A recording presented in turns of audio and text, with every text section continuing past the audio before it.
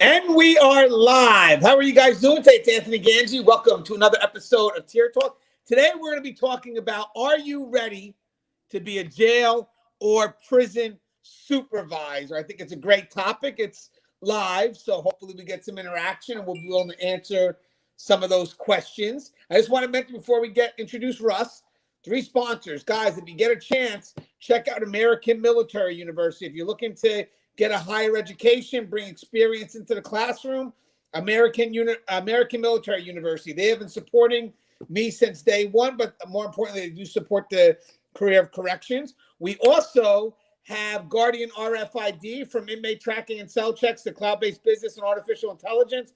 Guardian RFID digitally transforms jails, prisons, and juvenile detention facilities of every size. Visit Guardian RFID for more information. Also, the wrap. Now, guys, if you're not familiar with the wrap, I have a link to the wrap video. It's in my description.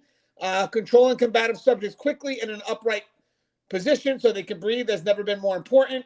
Departments such as Washington, D.C., L.A. County, San Diego County, and hundreds of other facilities across the U.S. trust and believe in the wrap restraint, WRAP. Go to saferestraints.com for contact information. I mentioned Tier Talk to receive instructor training at no cost. Low reliability for your facility and your personnel with the wrap. Give the wrap a call today, 800-WRAP-911. All right, Russ. What's up, Russ? You mind introducing yourself, please? Oh, I'm right here. I'm ready to introduce myself. I'm Russ Hamilton. I'm a former and retired sergeant from California Department of Corrections and Rehabilitation. Started at San Quentin way back in '89. I've also done work in the juvenile detention facilities, and right now I work for a private company, and we handle reentry and rehabilitation services for people on probation and parole. So that's what I'm about. I also run Keepers of Chaos on Facebook, and I'm a constant contributor right here at Tier Talk. The Facebook one, the Keepers of Chaos, is for corrections professionals of any kind. You do not have to be custody to be in that, but we try and bring content, knowledge, and training to everyone that's interested in furthering their career and learning about what it takes to succeed, and more than succeed, to excel in a career like this. All right, guys. So, hello, Facebook user. And hey, Billy. Hey, just got my paperwork back from the state and got my shield today. Congrats, Billy. Welcome to the family, my man. Welcome to the family. So we're going to talk about becoming a supervisor. When's the right time? So one of the questions that I get asked a lot on my venue is, hey, Gangi, how many years do you think I should have, or how much time should I have in before becoming a supervisor? And I just want to tell somebody, there's a quick answer to that, because there is an answer to that. It's not about how much time you have in. It's more about how much experience you have, but it's not even just about the experience. It's how much evaluated experience you have. So, for example, you could have somebody with 15 years in and maybe work at a facility that's not so active. I don't know if they're going to be ready to take it up a notch. Or you can have someone who may only have a few years in, but they're at a facility that's very active. So then some people say, so is experience the key? It's not just experience either. It's evaluated experience, which brings us to Russ, one of Russ's favorite topics. Evaluated experience, guys, is about running the what ifs. What could we have done better? So Russ, when it comes to being a supervisor, and we've talked about this, or starting to move up to become a supervisor, it's not about the time, right? It's about the experience, but it's also about how you're able to evaluate the experience, right? The process it takes to kind of understand, basically what you could have done better, or, evaluated experience. Yeah, so evaluated experience just means it's experience that you've taken and you've been able to practically apply it to the things that you're doing, the things you're trying to achieve out there. And, in my book, it's not even really about, whether or not you're out there in an active unit or an active an active facility or whatever. It's about whether or not you're active. If you want to go out there and get experience, you can be the active one. You can be the one that's, the catalyst for impacting safety and security as much or as little as you want to be. I've seen lots of officers that just stood back and, they let the shift happen to them rather than them happening to the shift. So, yes, evaluated experience, that really truly is what counts.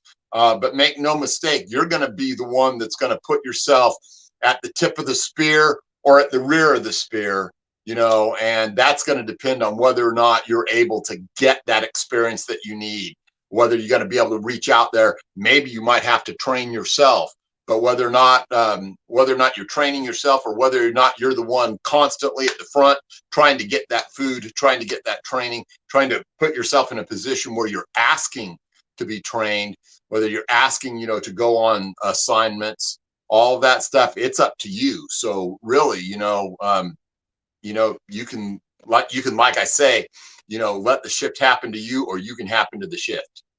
Yeah, guys, going into becoming a supervisor, it's not so much a destination, but a continued journey. So when you step into the position, it's like, some people, you're not going to be ready for what comes your way, but are you humble enough to become ready? Are you humble enough to grow into the position? So one of the things I always tell people is that, growing in corrections, gaining the rank, it really is it's about being humble. It's entering the position knowing that I'm not going to be perfect. I'm going to make probably some bad decisions. We all do. But in the end, am I willing to learn? Am I willing to listen to the people that are around me that I supervise? So one of the things I'd like to mention right now are, are you willing to take that responsibility? That's the first thing. A lot of people will look at amount of time. One of the things I was told to look at was the responsibility that you now have for the people you supervise and for the choices that they make. And I think a lot of people don't realize how serious that is until your whole team is being looked at for something. It's you. When you take the next role, guys, the most important thing you could do as a leader is embrace that level of responsibility and let your people know that you're there for them, that you'll take fall for the failure if need be, because again, it's not about covering your own ass, but if there's successes, you share the successes. But Russ, I think that's the problem right now with a lot of people that move up is some of them do want to move up real quick, but they don't want the responsibility of what it takes to actually move up, which is the responsibility of the people they supervise. Would you agree? We have a lot of cover your own ass supervisors right now. Well, yeah, you have to examine what your motivations are, and you have to have the right motivations. That's not to say that, you might want to look at, there's a potential for more money. Maybe there's a potential for better training. Maybe there is, that potential to branch off and to work in some other element of corrections. And it's necessary, to take that promotion to get there. But if it's only about the money, if it's only about the days off, if it's only about wearing the brass on your collar so you can puff that chest out, you shouldn't be involved in it, right? There are aspects of ego and money that are appropriate, but you have to really look at, what is your base motivation? Are you the one that wants to make a difference? Are you the one that wants to make an impact on safety and security? Are you the one that wants to be in there in the mix and teaching these individuals that are below you the things that they need to succeed? If you don't have an element of that in your motivations, then please just don't bother. Don't promote then, because we have enough of that going on in corrections that we don't need one more individual who's only focused on those things that are for himself. Yeah, I agree. I love what Jesse says.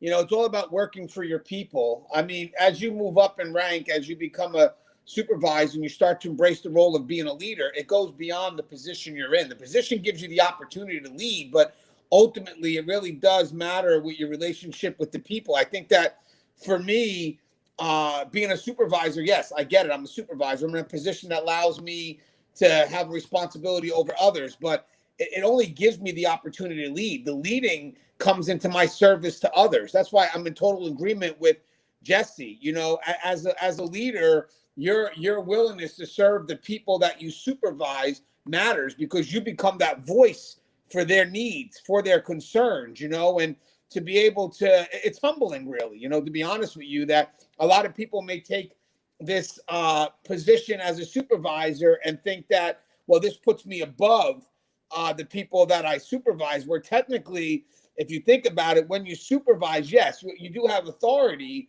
but you have authority that's supposed to help you meet the needs of your people. So it kind of puts you at this level where you have that voice and you have the authority to help your people, but it's not meant to put you at that level where you just become that person that uses the people for your own advantage, for selfish reasons. I know that when I first crossed into the supervisory role, I was thinking about crossing into it, someone asked me, what would be your motive? Like, why do you want to cross in? And it wasn't about the money, because it wasn't there at the time. It wasn't. To be honest with you, the reason why I wanted to move up, and it wasn't the right reason, was because there were certain people I didn't want to have as my boss.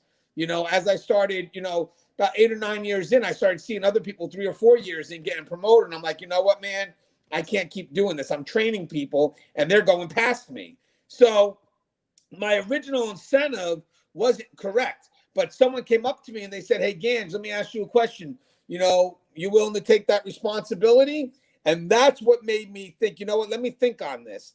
And when I thought, and I came back and said, yes, I'm willing to take the responsibility. When I walked into the role to supervisor, to lead, it kind of got me to where I needed to be, knowing that I'm here to take responsibility for the people I supervise. And that responsibility, it's not for everyone. If you're not willing to step up and take that responsibility, you'll never survive as a leader in corrections, because the choices that you make, the choices that your team have to make, we're talking about life and death situations that you're going to be held responsible for. So it's not an easy choice. Russ, when you became a supervisor, what was your first incentive?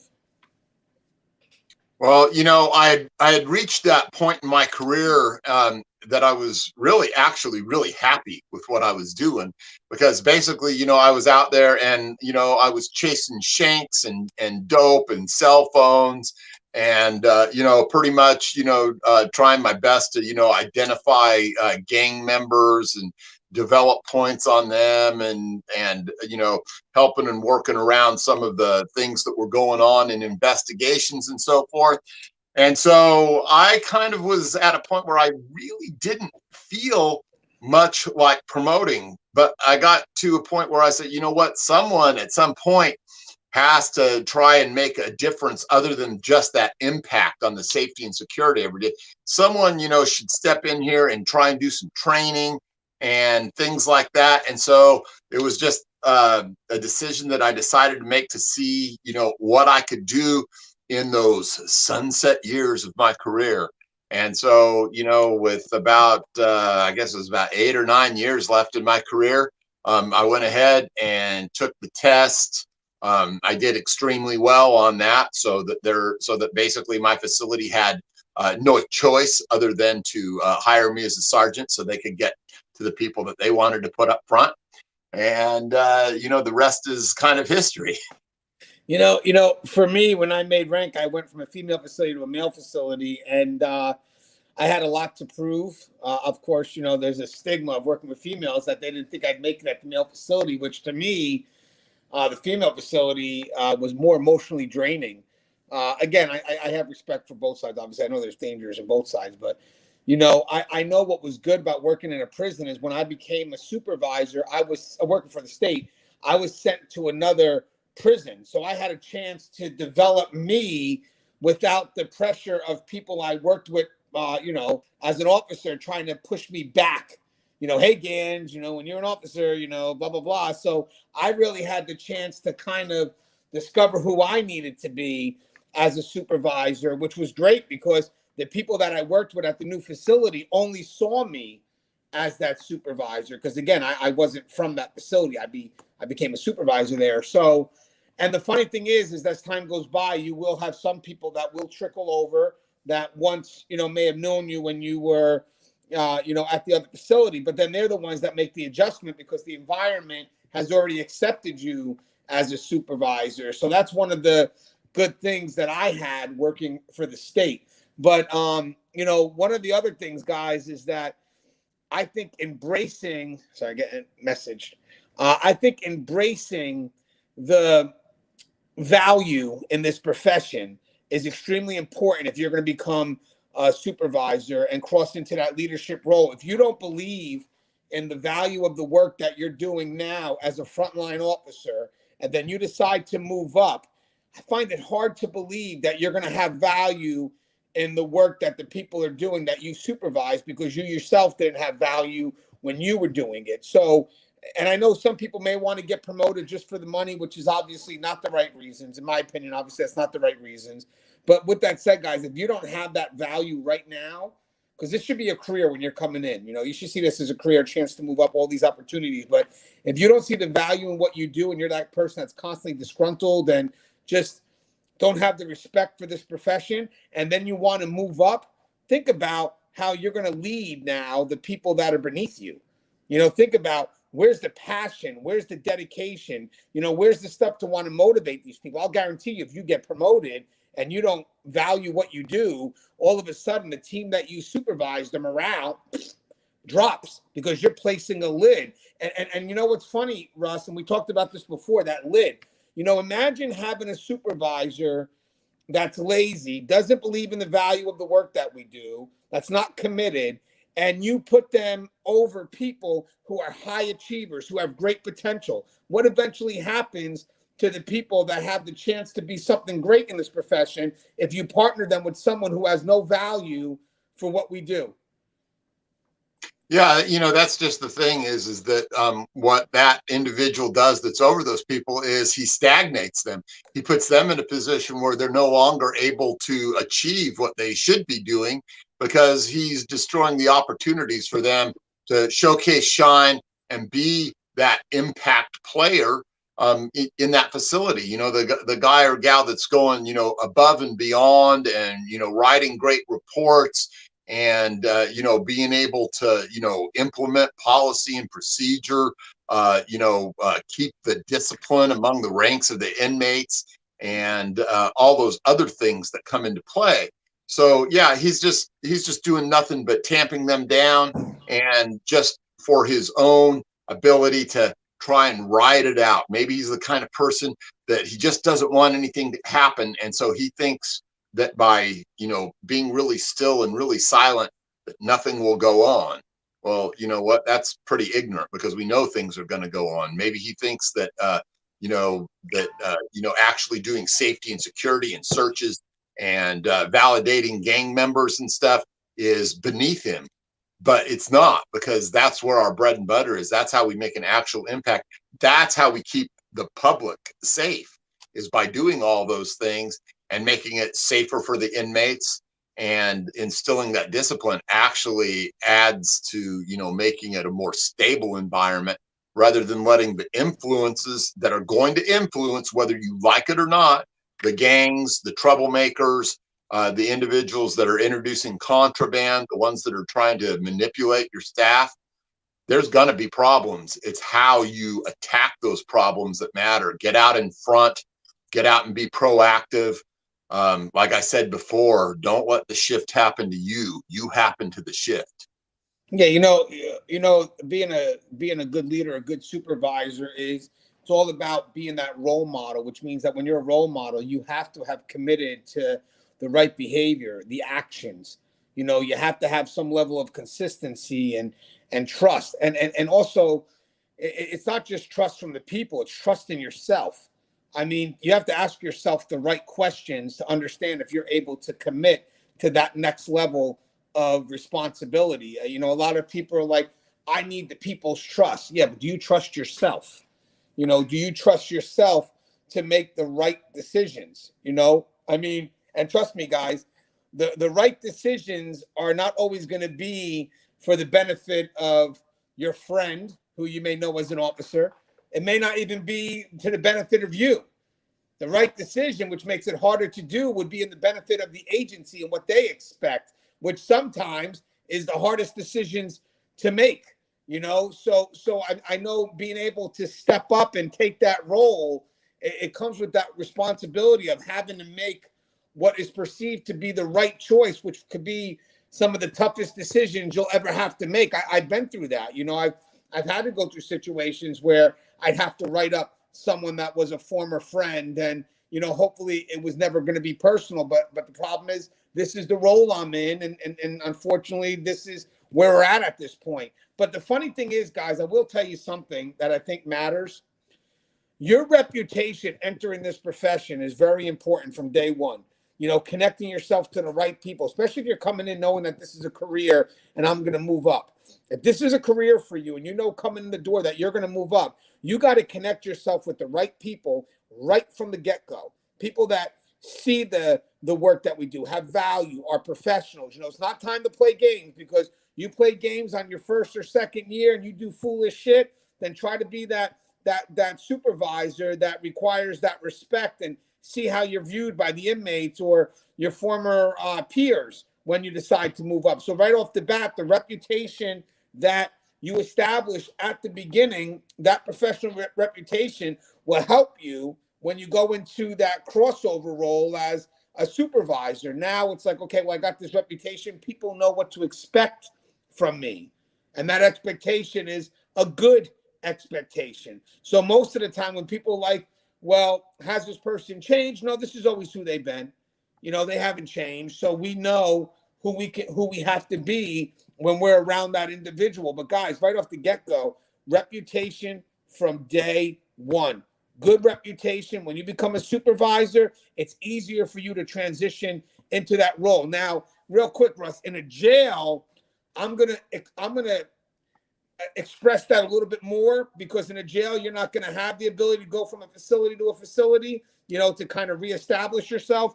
In a jail, listen, that reputation is truly cemented in at the very beginning, because again, as you move up, you're going to be within that same jail. So they're going to, most likely, the people that you're working next to you are going to know you throughout your whole journey. So, if you're a play fiend or a CYA, or, just a person that just is not professional in any way, sense, or form, yeah, you may score well and you may move up in rank, but you're going to be a positional leader. You're not going to have the respect of your people, and you're going to require your position to give you that authority. But that's going to wear thin. Trust and believe that's going to wear thin. Now, when you work in a state, yeah, maybe you can go to different prisons and reestablish yourself. But you know what? Reputations, they could travel with you, because it's a small world. People talk. You get promoted. You go to another facility. Someone's giving a call saying, yo, you got Gangi coming down? Yeah, man, what a joke. What a joke he is. And now he's going to be a supervisor, So again,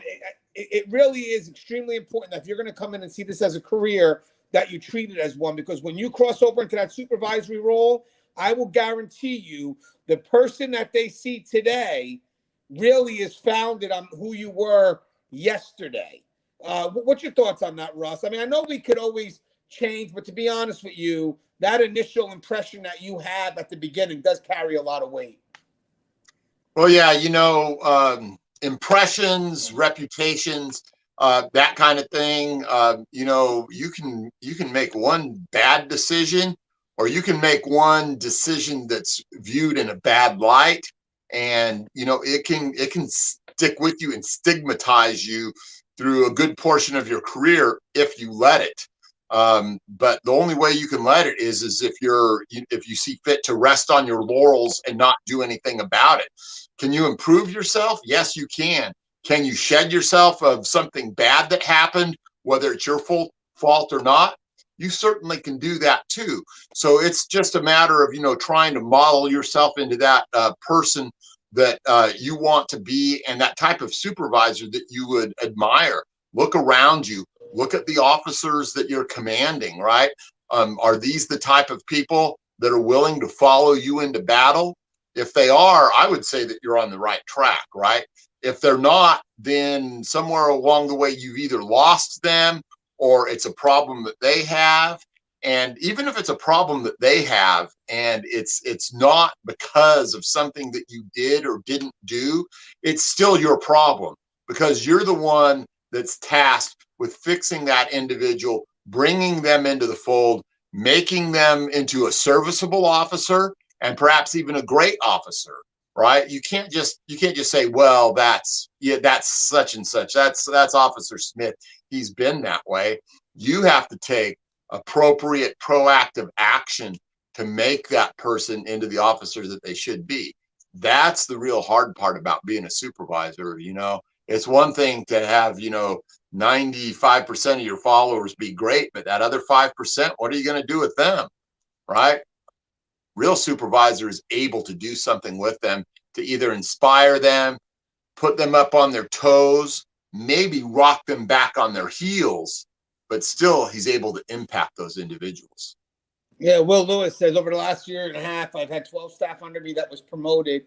This feels has a lot to do with them believing in themselves and allowing them to lead within themselves. Loud and Proud said, your first month is key. Follow the ones that are willing and able to help. Don't make friends with the lops. Yes, I call them lops. Will says, surround yourself with experienced, successful people. I like Will says, I always ask new hires, what have you learned today? This has been a formula that actually been working to get them motivated to learn. And Esteban Capel says, I've seen staff state they don't want the leadership roles because it's too much trouble work, but I feel it is because they were not credible from day one and can't police their peers. Can I comment on that? Because that really makes a lot of sense. You know what? Can I tell you something? When you there's nothing easy about moving up. As you start to move up, the choices become very hard because your areas of responsibility increase, but obviously the amount of people under your control increase. So again, dealing with so many different, people, dynamics, taking on those levels of responsibility, there's nothing easy about moving up. And for the people that say it's too much trouble, it's also how you look at it. I don't like the word trouble. I would change the verbiage. I would say it's a challenge. Listen, sometimes the verbiage we use can psych us out, so the people that, may not realize that word trouble is probably what's holding you back, because the other person could probably see exactly what you see and see the word challenge and then opportunity. I don't want trouble. You're right. So if that person was telling me it's too much trouble and that person starts to spread that word around, then you're going to have a lot of people that are going to be like, yeah, I don't want to move up. It's too much trouble. Even maybe high achievers may say, yeah, because of the context, the word that you're using. But what about for someone else that, yeah, well, you say trouble, I see challenge. And when I see challenge, I see an opportunity. You know what? Can I be honest with you guys? Moving up is really about growth. It is. Don't get me wrong. We can be leaders at every level. I've seen people that can lead upwards. I see people that are up positions that can't lead at all. But in the end, guys, moving up is a challenge. It's meant to be a challenge because it gives you these opportunities to step up, embrace the role, love what you do. I honestly feel, guys, if you don't love this profession, then you shouldn't move up. And I'm going to be an asshole with that, but it's true. Because in the end, guys, the people that you want in the higher position, it's going to be challenging. Look at the times we're in right now. Understaffing, employee morale shit, the changes that are happening that are just not security minded, and you got to get supervisors there that continue to stay motivated, that continue to stay inspired through all this shit that we're going through, so they can still pass the positive message and they can still connect to that spark that people still have inside of them. But if you have a supervisor who's just caught and is going to be miserable and just, I get we're all going through it. We're all going through it. But in the end, I still want my people to want to come to work. I do. I want them to wake up Monday knowing, hey, listen, I know we're going through shit, but what you do today has value. It's important. I need you. I want you to be a part of this team. But in the end, if you have the supervisors that just don't do that, then of course it's a trouble. Of course it's trouble. But in the end, if I'm put in that position and they say, Gangi, do what you can. I know we're going through rough times, but try to get that morale up and try to make these people want to come to work. Try to get them to see the value behind what they do. I'm going to take that challenge. I'm going to take that opportunity. And that's worth something. If I go down with the ship on that, I go down with the ship. Hey, Russ, what's your thoughts on someone that says, oh, being a supervisor now is too much trouble? What's your thoughts on that negative verbiage? Yeah, unfortunately, good times or bad times, negativity has a real chance at manifesting itself in any given unit, in any given facility, and it's there. And as a supervisor, you have to deal with that. And as the person who's, says, yeah, they don't want to step up. Well, you know what? Chances are, if they're not going to step up to be a supervisor, they're also not stepping up to maintain the safety and security of that unit. They're probably, mad at the world, mad at their lack of opportunities, mad at somebody, mad at something. So, you know what? Those are just, another example of those that you have to work with, that you have to try and inspire, that you have to try and change their outlook. Maybe you can, maybe you can't. But the main thing is whether you affect them directly or indirectly. And by indirectly, I mean by dealing with their peers and trying to inspire their peers and give their peers some training, do some things with those individuals that they're going to enjoy and that they're going to, use to further their career. You can make an impact. But the negativity, I know these days, is off the hook, but that's why we all have to do something to fight it. And whether you're a leader or whether you're a follower, because I tell you what, man, good leaders, bad leaders, all leaders, they need some kind of follower. Hopefully they get good ones. You know what? You still have to try and serve that function and try and mitigate that negativity and try and, bring the best that you can to the table, because this is such a dangerous job, and it's dangerous in so many ways. There's the physical danger, there's the mental danger, potential of PTSD, potential for suicide, potential for, just not giving a shit anymore and quitting. Let's try and guard against those things. Yeah, there's a lot of good comments here. Samson says a great leader takes little credit for their work, and it's all about the teamwork. They're willing to keep safe and protect their colleagues. Dennis says one gains experience by trouble. Trouble gets some attention by higher ups and how that trouble is handled. Evaluation for promotion. Will Lewis, being a supervisor is not just 12 hours a day. It's 24 hours a day. You need to be able to create an environment of family, and it's you have to write them up. You're still family regardless. You know what's funny, guys? And we've said this before. I think we were at the conference in Nebraska, and we definitely said this too, is that when you become a supervisor, guys, you are committed, or especially if you're crossing into leadership, you're committed to more than just what's in your work hours. I mean, you got to continue to learn. I mean, if I show you behind me right now, I have all these leadership books, and some of these books really, they're not policy about corrections. They're how to lead people. Anybody could read policy, but how do you get people motivated to want to follow policy? So I got books from 360 Leadership to Awaken the Giant Within to Developing the Leader Within You to everything from 48 Laws of Power. I read them all, some of them twice. And I promise you, they're ways to try to get people motivated. So even though they're caught in the routine, 5 levels of leadership. John Maxwell, love him. Read his book multiple times. We did a whole series of videos on that, on his 5 steps. And again, his 5 steps really goes from position and relationship with people to being productive to eventually making leaders, but then having leaders cultivate other leaders. I mean, that's the last step. I love Jim Rohn too. The thing here, guys, is in the end, you could know policy and procedure like crazy, but that's not what's going to motivate people to want to do the job. You got to find a way to connect with them. I think John Maxwell says it best. Give a heart before you ask for a hand. You have to show the people you care. And they said, well, John, you're telling me as a leader, you could love everyone? He goes, yeah, I love everyone, but not everyone's worthy of my time, though. I'll spend time with people and I'll invest time with people. When you're investing time, that matters. I think for me, becoming a leader, and I know Russ has done this too, is giving a chance to mentor people and invest time and watching them take on the leadership position. And one day you walk away and they're training somebody. It's a beautiful thing. But in the end, guys, we're working in a system right now that it has a lot of issues. And in the process, right? You know what, guys? We could be the negative Nancy's and just kind of, go with the flow of where it's headed. Or maybe we can just do our best during these times. Because you know what's funny, guys? If you want to be remembered in this profession, Usually being remembered comes from the toughest of times and how you reacted to the toughest of times.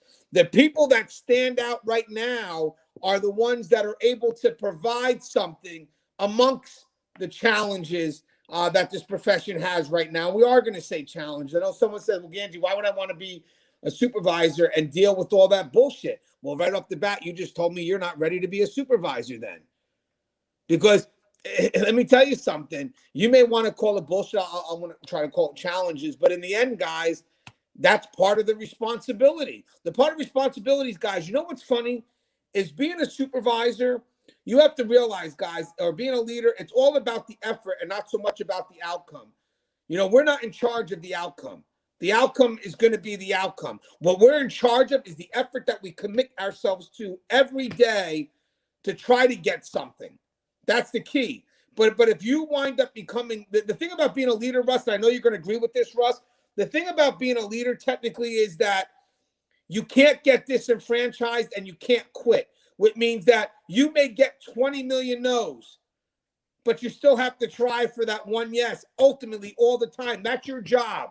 That's what you're supposed to do. You have to always stay motivated during the toughest of times, and you always have to find the inspiration within yourself to go past all obstacles that constantly get in your way. You can never be defeated. You have to get up, and if you fail, you have to fail forward. You know, so in the end, guys, you're right. When you're coming up and saying, why do I want to be a leader? Because I can't, because why would you want to handle, why would you want to deal with all the bullshit?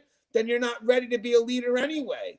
I want someone to say, you know what, Gangi, I want just the opposite. Gangi, you know what, I am ready to be a leader. You know why? Because I'm ready to deal with the challenges of today. And I think I can motivate staff to come in and want to work. You know why? Because I believe in what we do here, and I can get them to believe in it well. And at that point, when you truly believe in what you do and you have supervisors that can reinforce that, then you're going to want to come to work, because the challenges only reinforce your want to do this great profession.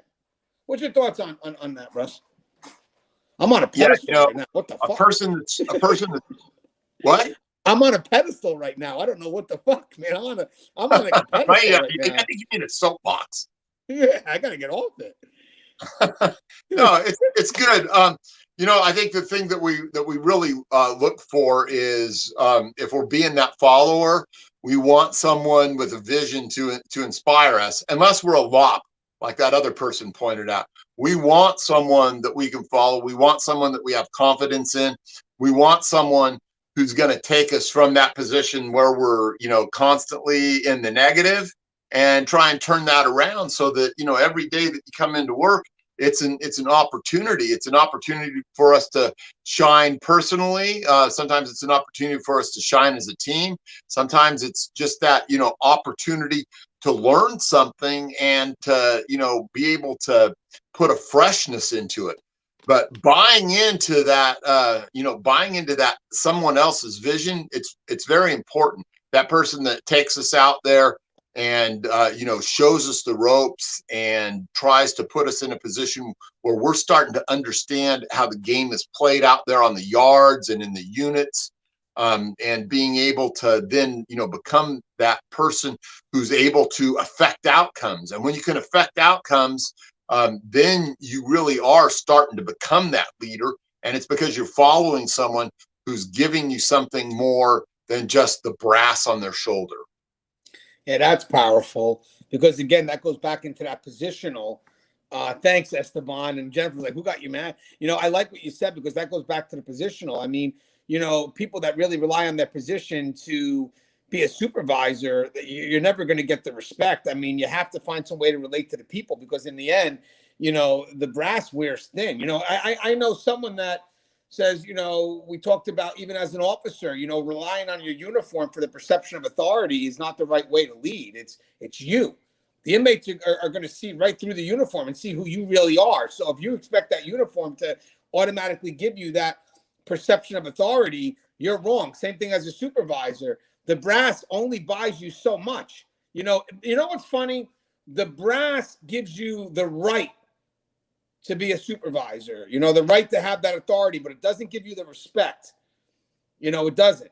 You yourself have to change that right to responsibility. I may have the right now to be a supervisor, but I want the responsibility.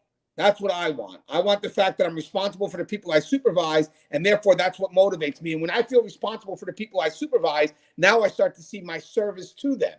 You know, if I'm responsible for the people that I supervise, it humbles me a little bit as a supervisor, because now I know I'm responsible for these people. That means that ultimately, as a supervisor, I am in their service. And there's nothing wrong with saying that. I don't care. You know, if somebody was to come up and say, well, you're a supervisor, what do you mean you service the people that are below you? Yeah.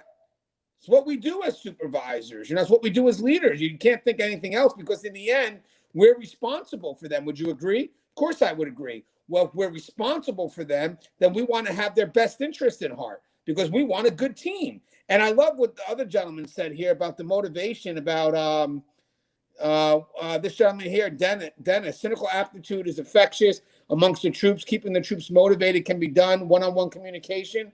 You know, can I tell you something?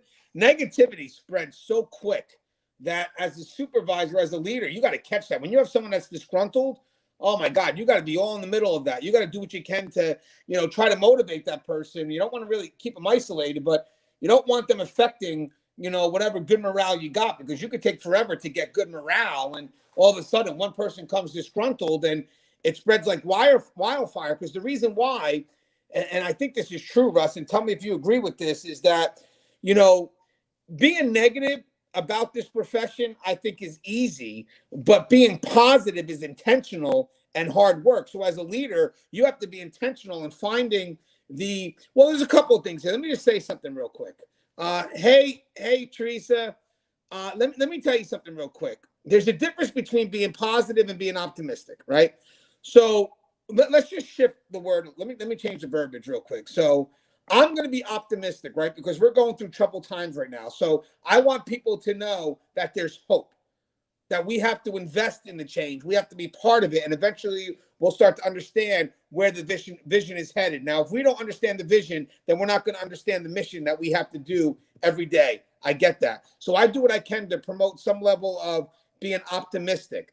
Being positive, maybe that's the wrong verbiage, because being positive is more of a shift in reality. And it's hard to sell something positive right now when people are always going to go right to the negative. So what you could do as a leader is say, you know what, I get we're going through something right now, but tomorrow will be better. You have to believe in that. As long as we believe that we're invested in what's happening. But in the end, the people that are not that invested are usually the ones that are venting.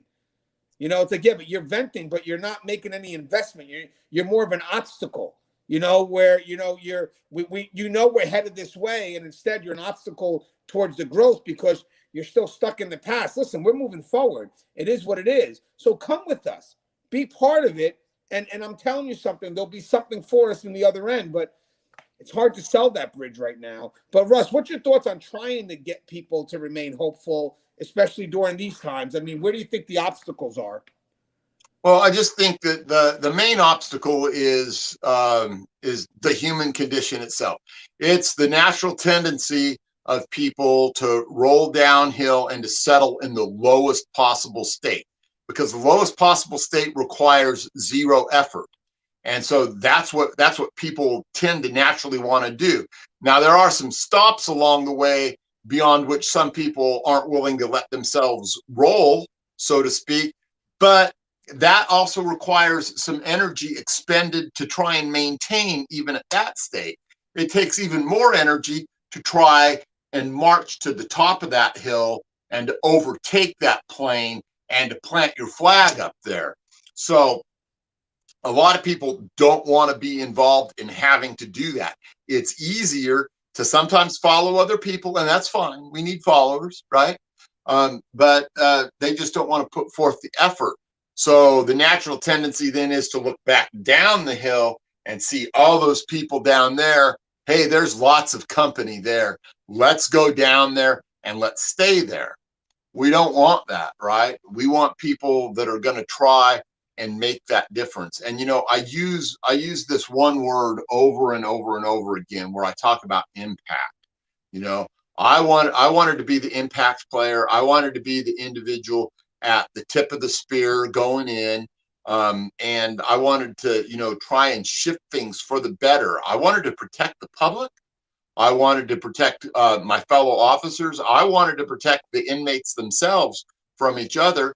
And there was a lot of different areas that I expended a lot of different effort trying to do that. You know, I bargained peace treaties between warring factions. I went in there time and time again and, you know, took those weapons away. I went in there time and time again and, you know, cuffing operations, riots, everything else to try and be that. And in the end, for me, that was easier than rolling downhill to the least common denominator because I had to face that guy in the mirror every morning. I don't know if that's enough for everybody. That's the way I tended to look at it. So I think even though my switch, my chance to be a supervisor came along very late in my career, I was ready for it because I think I really understood that particular facet about people wanting to settle into that lowest possible ground state, if you will. Yeah, Russ, I admire your fortitude from Loud and Proud. Carlos said a good supervisor, in my opinion, is one who has his officers back and isn't afraid to lead by actually doing things instead of bossing. And we agree with that. I mean, big thing about being a leader is having committed to the action so the people that you lead have a model. You got to realize something, guys, you know, and I want to answer Carlos's question, but I want to mention something real quick, and I'm going to try to get to the point, Carlos. Carlos is a bit of a ramble. I ramble, but can I tell you something, guys? So we're going through something negative, right? Which means that we have to shift our perspective, which means that we have to kind of look at our inner dialogue and kind of really evaluate the words that we say, you know, because sometimes we'll ask ourselves a question, but we ask it where the response is negative. Maybe we got to shift that response to something positive. But besides doing that, we also have to look for the right people to model so we can commit to the behaviors that we feel are positive. So I believe in connecting ourselves to the right people because they're going to model the right behaviors for me when I'm going through something negative about this profession. So one is I'm going to shift my mindset. That's one thing. But I'm also going to find people that have the behaviors I need so I can build onto a routine where I start to believe in what it is that I do. So having the right role models truly do matter. Oh, I've read your book. Oh, yeah. Hey, Loud and Proud. Send me an email, gangianthony@yahoo.com. Send the book my way and I'll sign it. I'll give you my address. And Carlos, I want to, and by the way, thank you for reading my book. I appreciate it. It's available on Amazon if anybody wants to get it.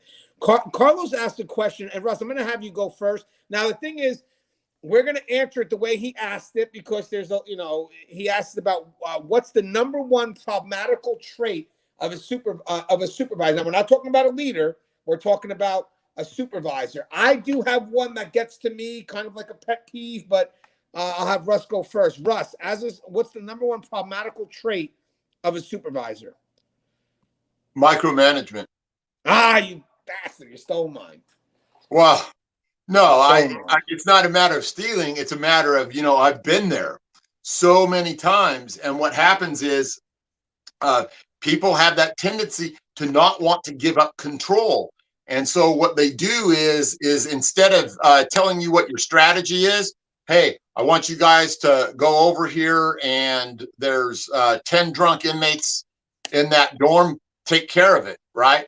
Instead, you know, maybe they do need to go down there with you or whatever because of policy or procedure, but then they want to second guess the things that you do. And what that does is it's that secret way of telling you, you're not ready. You can't handle this. You need me there. You know what? A supervisor that's done his part, done his due diligence, and, you know, put effort and training into these people, he shouldn't have to really tell them anything except what the overall strategy is. Those people should be able to go down there and take care of it. And they should be trusted because they know what to do. Even if he hasn't put the time in, even if it's a brand new one, those people know what to do. And if they don't know, they should always know that they can turn around and ask him. But this constant thing of telling people that you don't trust them, you don't trust their judgment, you don't trust their ability, you don't trust, them in any given situation, that erodes your leadership, right? That doesn't bolster you up. That just shows that you don't trust what you've instilled in them. And you know what, guys? You know, for anybody that doesn't see micromanagement as a bad thing, it makes me think that you're not a go-getter or a high achiever. I'm going to tell you something right now. There are some people, I'm going to kind of piggyback off Russell a little bit, that like being micromanaged because they don't want that responsibility, and eventually they become reliant. So you as a micromanager, look what you're doing. You're not training potential leaders. You're training people that are going to be relying on you to make every decision. They're going to be hesitant. And some people like that, sad to say, because it makes the job easier. But these are not the people we want in this profession. I want a high achiever. I want a go-getter. So what do micromanagers do to my high achievers and go-getters? They stop their momentum.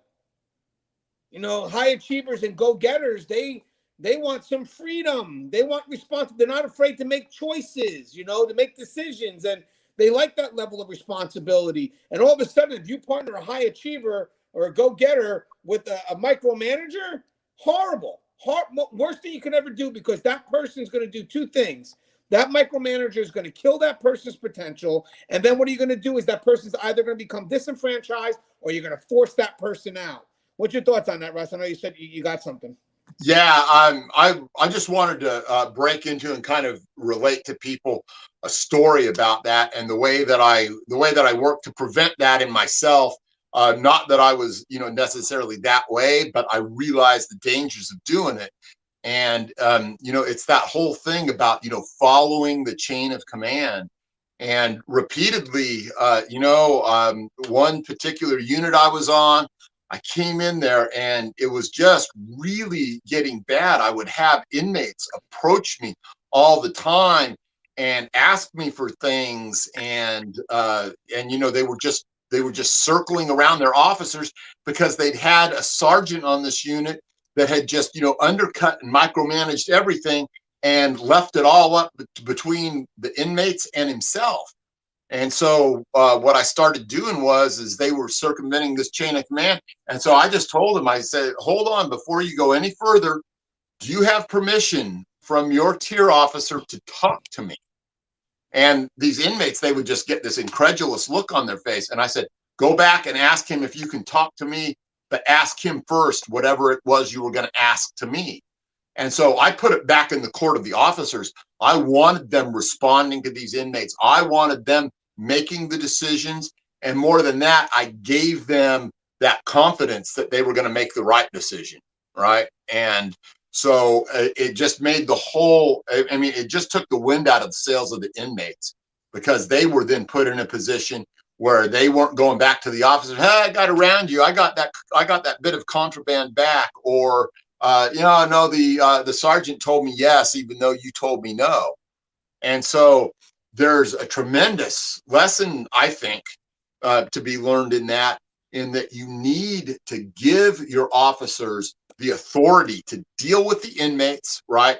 And you need to sit back and, from the side, if something starts to go silly, yeah, you can step in, but you don't want to be that micromanager, because those people won't grow under those conditions. They won't be forced to struggle with the consequences of the authority that you've given them. And they're just going to be reliant on sinking down again to that ground level, that ground state. And then all that happens is those inmates get chesty because they feel that these individuals are micromanaged, and the real way to get what they want is to deal with El Jefe. Yeah, you had a good point with the circumventing of authority, because everybody's like, good sign of a good supervisor is you go to the officer first. Loud and proud. The worst I ever felt was when a supervisor came into my unit and overrode a decision. Can I explain why you feel that way? So when you give out your level of authority, you have that perception of authority, and inmate goes to question it. Now the perception of authority is in air. So when they go to that supervisor needs to give that perception of authority back to you. When they override your decision, the reason why you feel like shit is because they gave them your perception of authority. Think about it, guys.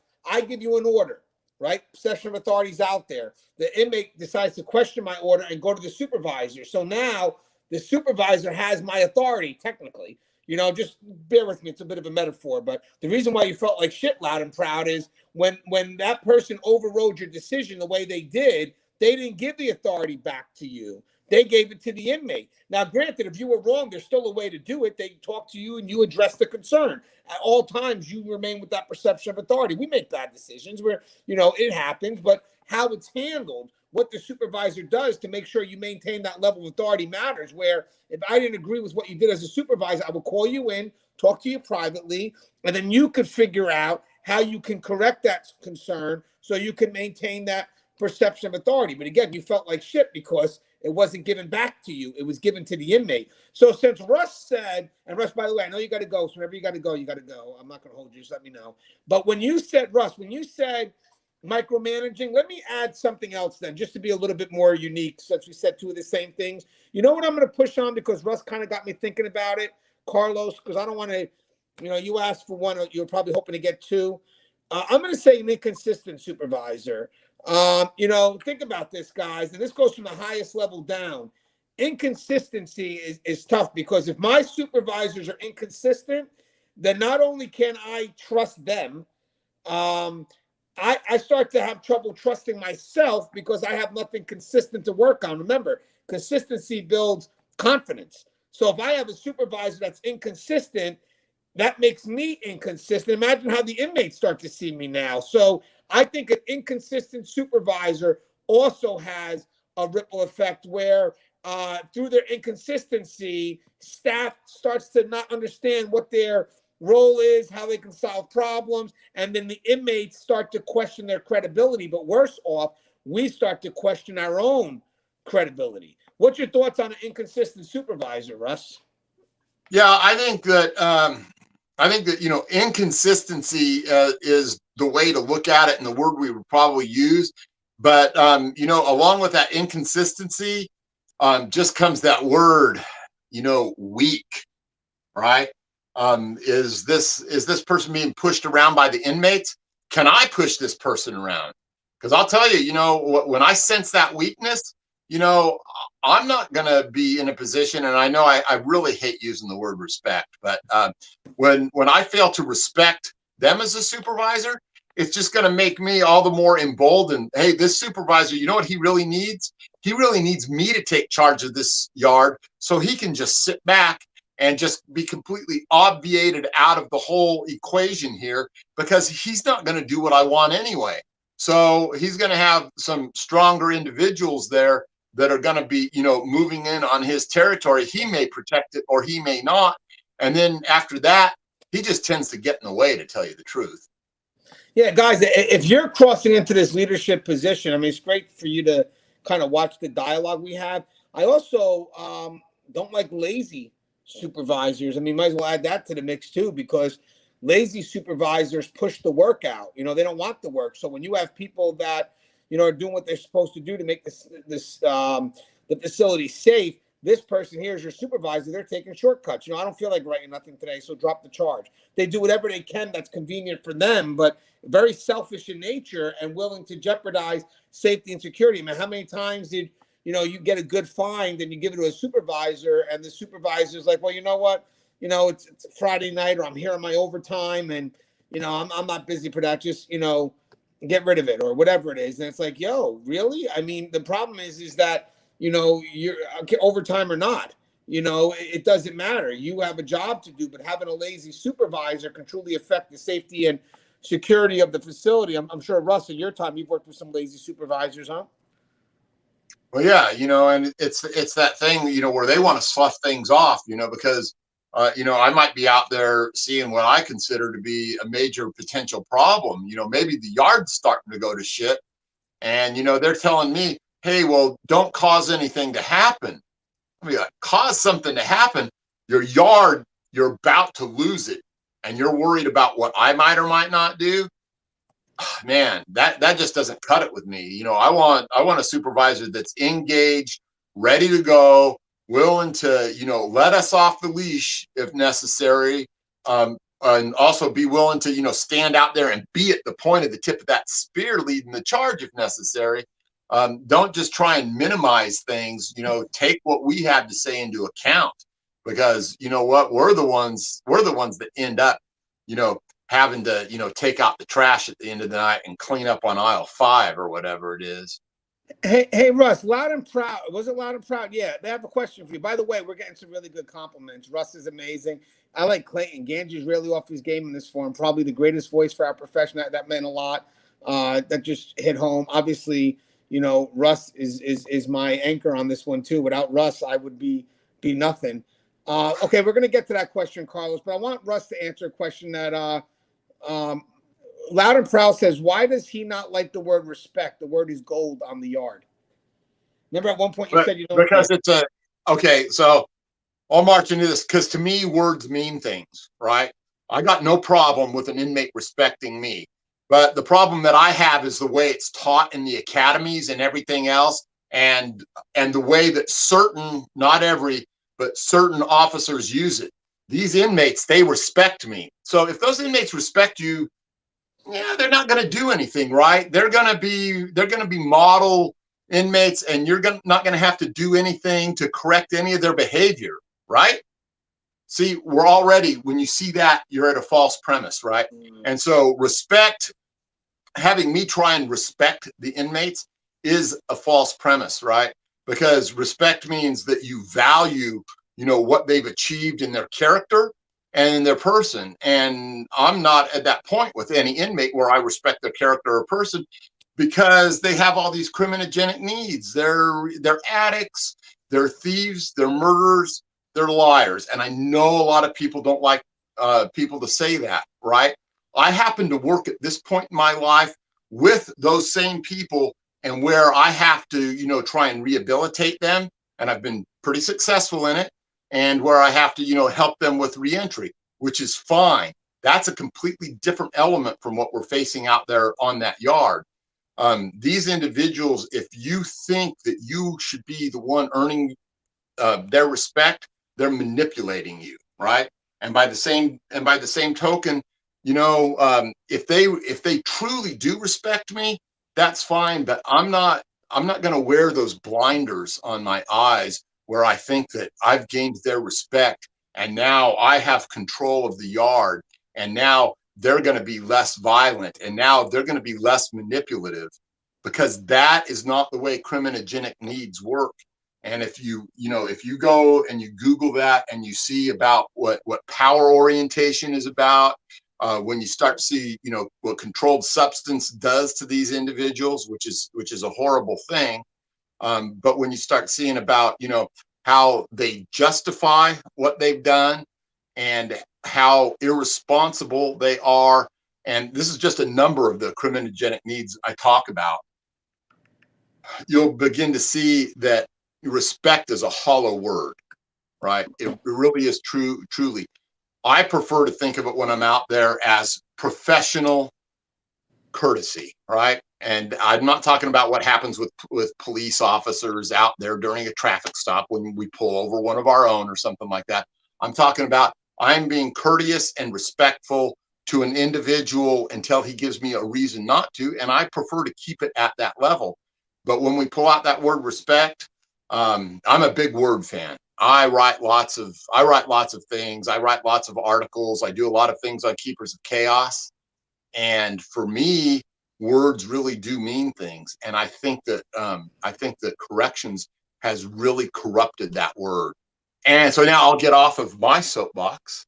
Well, no, I want to add on that too. So, guys, by the way, I do generically use the word respect. Russ says too, because it's more universally understood. But I think what we're trying to get, and it's a great question by Loud and Proud. So what would you think that we could do to earn something other than respect? I don't think it's respect. Now, granted, in Russ's context, I get it. So you may see us use the word respect, but I think we can kind of substitute it in this context for expectation. Because there is a relationship or a professional relationship that we have with that inmate population, correct? Which means that you expect something from me. I hope you expect professionalism, and I expect something from you. And therefore, we have this, at that point, you could say mutual respect. But technically, the foundation of that is really the expectations that we have for each other. This professional relationship, which means, you're an inmate, Sarah, that's what it is. And you being an inmate defines my prescribed role as being an officer or whatever it is that my function is. So I get we use the word respect, and I'm learning a lot just from Russ right now because I get it. I never saw it from that perspective before, but I think it's easier to say the word respect because it's just more universally understood. But I think at the end of the day, what Russ is really getting at here, and I could be wrong, Russ, but I think it's really about expectation. What do you is about expect from me? Yeah, go ahead. Go Yeah, ahead. I was going to say it is about expectation, and I think that part of that word expectation is how I'm going to try and couch it in the future. Um, one of my problems, one of my pet peeves is I see so many officers, out there and the inmates in my unit, they really respect me. And boy, the other thing that I talk a lot about is complacency. And, complacency is situational awareness perceived, but not achieved. And I hate seeing officers put themselves in that position where they think that they've got this respect and they brandish it, and they wear it there on their sleeve. And they talk about, hey, these inmates, they respect me, and they've lulled themselves into that false sense of security because as soon as an inmate has a chance to undermine that or to co-opt it or to manipulate it to his advantage, all that's going away. And I've seen supervisors do that. Man, I had a supervisor, he thought that he knew everything that was going on in the yard because he respected the inmates and he gave them back all of the contraband that we would take away. And he lulled himself into that false sense of security, and it came back to bite him in the ass eventually. Yeah, because you could be the biggest asshole officer in the yard. However, the inmates will respect you for how you are. Yeah. So again, that level of respect does come. I mean, again, if you want to break it down, and not a problem. This is really a good dialogue here. Maybe worth its own show. But if you want to break it down, I think when it comes to that respect, if you break it down, it's built on consistency based on mutual expectations. You know what I mean? If that makes any sense. So if I break down the word respect, what am I looking at here? I'm looking at a level of consistency, right? That's based on the level of expectation that I expect from the inmate. You keep doing that, then I'll generalize and say, yeah, I respect that. Why? Because if you ever notice when you say the word respect and someone asks, why do you respect that individual? It usually relates to their behaviors. And at that point, their behaviors will connect to your level of expectation. So why do I respect that inmate? Well, I respect that inmate because, they're going to school. They're constantly doing the right thing at this point. They haven't been a problem for me, blah, blah, blah, blah, blah, blah, blah, blah. All behaviors that are admirable that, lead to what we want them to do. So ultimately, I think when the respect is talked about, I think it's really a breakdown of how they carry themselves. So again, vice versa, when an officer says, well, I believe the inmates respect me, well, they should. That's automatic. If you're a professional and you're doing your job and they should respect you. When you start to think that they don't respect you, then you may have to look inwards and ask yourself why. Because as I said, respect is based on expectation. So if they feel that, maybe you're not that professional, because I'm telling you something, guys, inmates do know, as much as it may sound crazy, they know what our job is. And there are some that expect us to carry that out. I would say a good 90% expect us to carry that out because when they need help, who's coming? People may think, oh, we're the enemy, but 9 times out of 10, every day we're responding. We're saving inmates' lives. So there are inmates that are expecting us to do our job because if they did it, they wouldn't be calling out for us when they need something. Yeah, and by the same, I was going to say, and by the same token, though, if you want to watch respect immediately evaporate, just go in and start to enforce some rule. Hey, you're not supposed to have that hot pot, and then as soon as that happens, then suddenly they pretend that they're taking that respect away from you that you never really had. And hey, man, I thought we was better than that. You'll see them pull that out of the book all the time. And it's manipulation.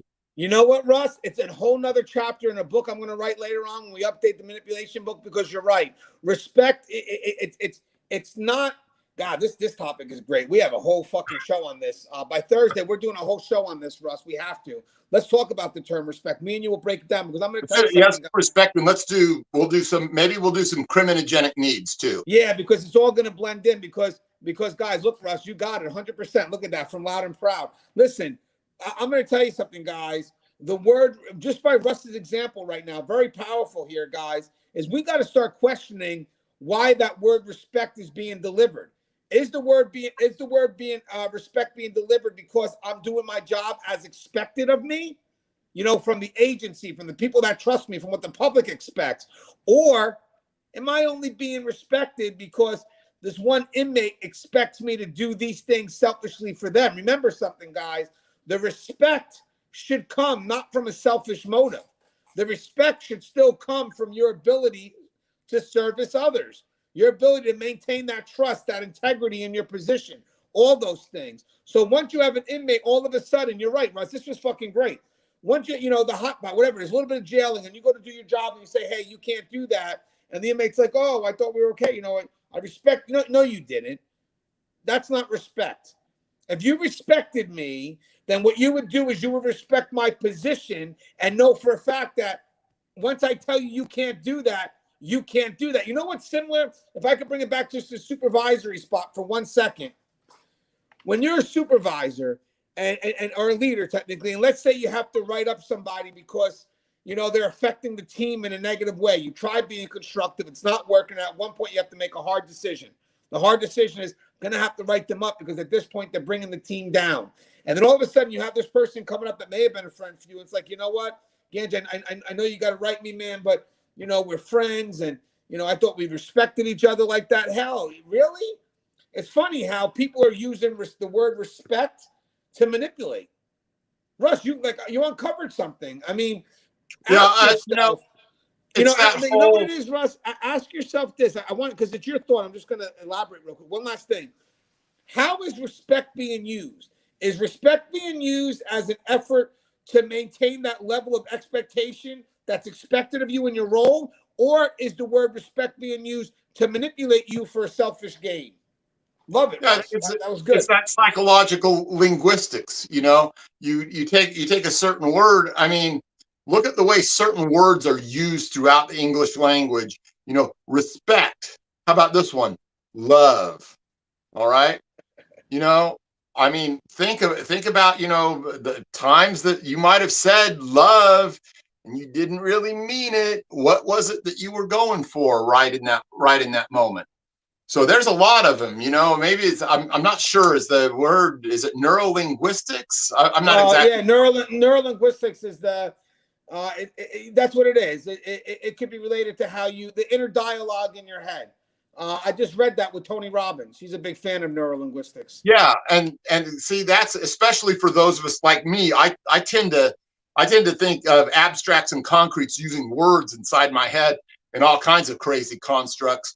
So, you know, and that's why I get wondering about what people exactly mean by it, because a lot of times they'll reveal what they think, even though they think that word like respect, it's used to cover up other things that really are going on.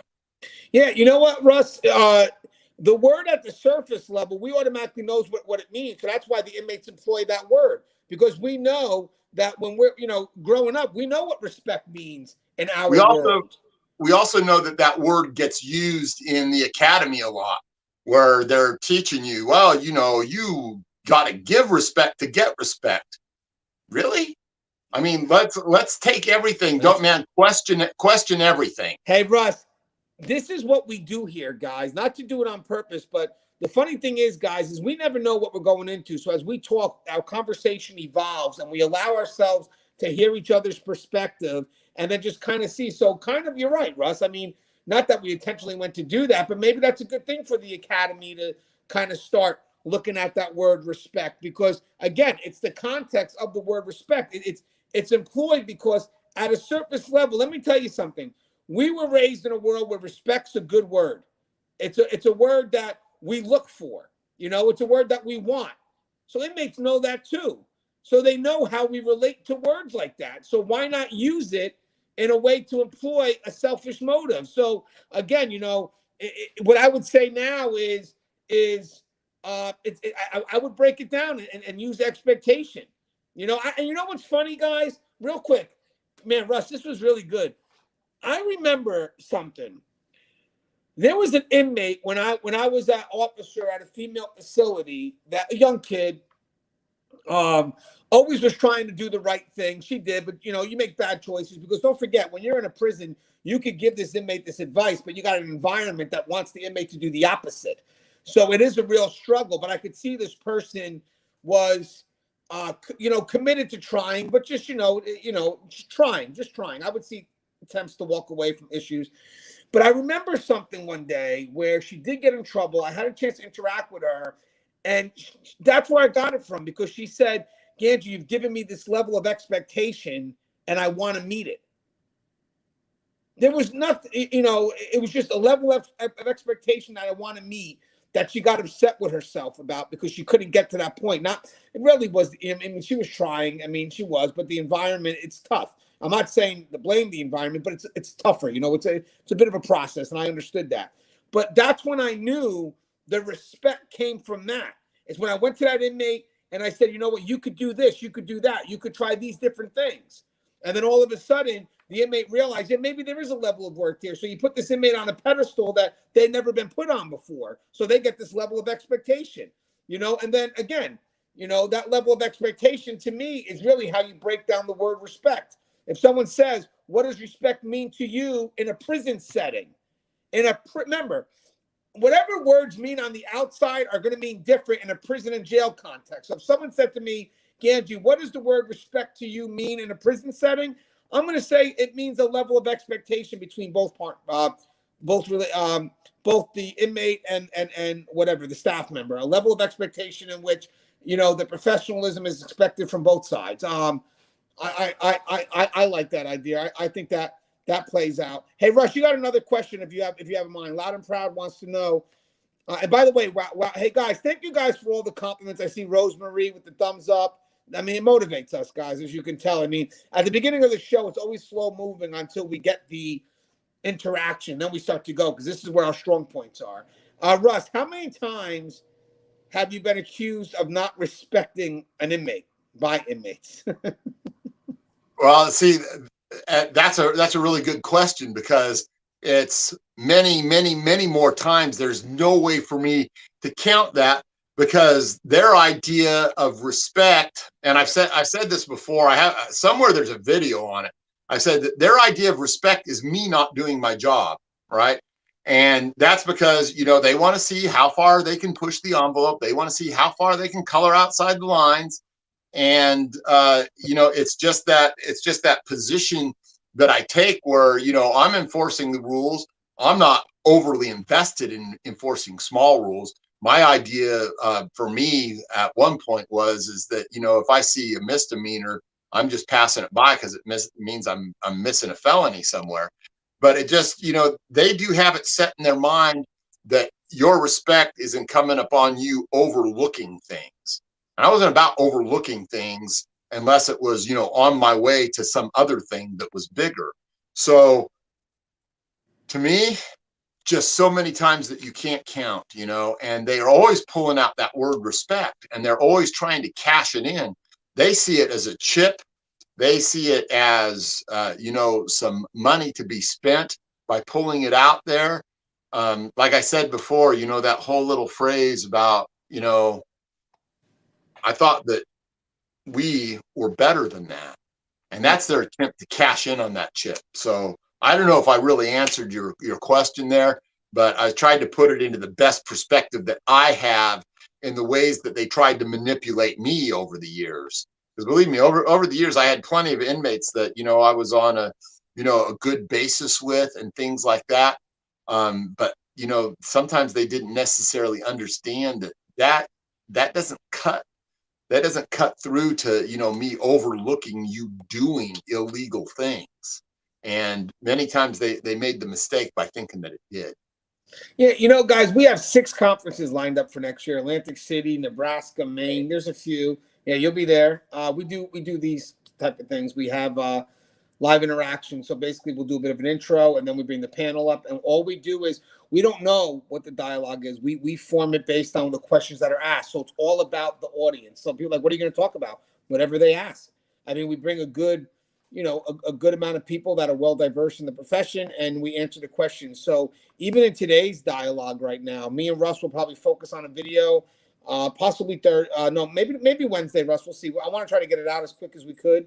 We're going to talk about respect, and we're going to talk about criminogenic needs. But I want to focus on just the verbiage that could be utilized that's meant to have a certain meaning on the outside world, but on the inside world, it could mean something totally different. I really enjoyed this part of the dialogue, Russ. I'm glad that you said that because I actually, obviously, I understood. I listened to everything you say. I've been using the word respect, but I do believe that I used it with the context that you said. I just never really asked myself that. That's why when you mentioned it, as you were talking, I'm going inwards now, like, holy shit, let me think of how, and that's where the word expectation come from. That's why I kind of thought, like, maybe I am using that, but there is a level of expectation, so when I say the word respect, what I mean is I know we've said this before. When we say the word respect, it's because they respect our position. And our position is literally the professionals that we are. Sam says, I agree, Russ, you're just doing your job, and they might think you're being hard on them. And Loud and Proud says, I love these. Is this a Tuesday thing? Because I'm off on Tuesdays. We're going to try to build some consistency. Trust and believe that. We're going to try to have more live shows. But this was just kind of a wing of the moment because, me and Russ wanted to get out there. It's been a while. We're probably going to do another live show this week. But every Sunday morning at 9 o'clock Eastern Standard Time, I do a live show on Just Corrections with Will. You know what? I'll even take that. Replace respect with professional courtesy. I get it because you know what it is?